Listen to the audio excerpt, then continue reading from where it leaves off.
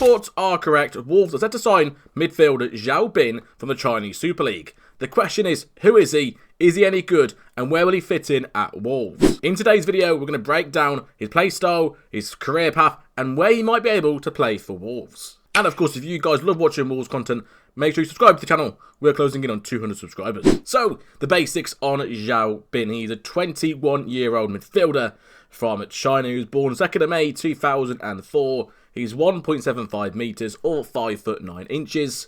And he plays as a defensive midfielder, either in central midfield or even in a back four as a centre back. His current club is Qingdao West Coast in the Chinese Super League, and he's right-footed and worth around €450,000 or around £350,000. His nickname is Casemiro Bin, which we'll get onto later in the video. So a little bit about him and his background. He was raised in Kunming in China and didn't actually play in football until around 10 years old, very late for a professional footballer to actually start playing football. He was spotted by Guangzhou Evergrande football scouts in a school match in 2014, over 12 years ago, when he joined a football academy with no formal football background. So, what happened during his time at the Evergrande Academy? He had a very intense training and educated system, and he developed as a defensive midfielder. His key achievement was winning the 2018 Under-14 Chinese FA Cup, and was the first ever reserve squad to win that title. After that, he was promoted to the first youth team after the tournament.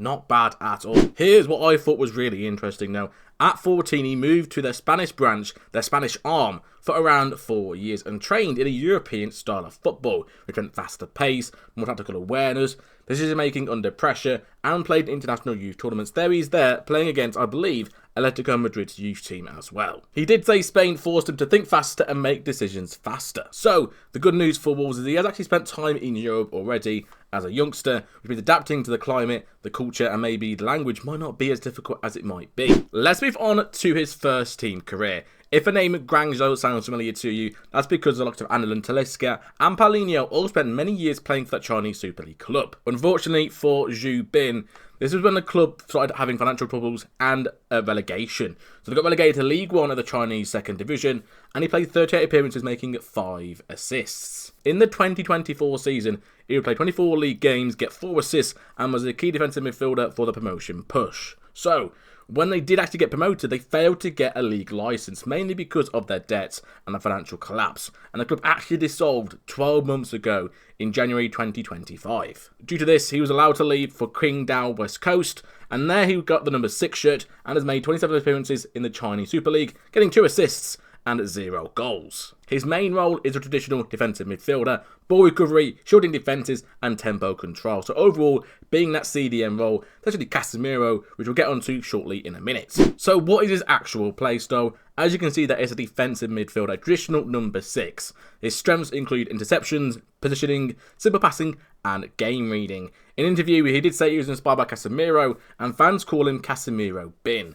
Hence, of course, the nickname Casemiro. Ultimately, that means very, very little, as Casemiro is, of course, a world-class generational talent. Zhao Bin might not be that good. My only concern about Zhao Bin is how poorly ranked the Chinese Super League is compared against the rest of football. You can see that it's ranked 114th, which is around the Macedonian First League, Zimbabwe Premier League, the 3rd Division in Portugal.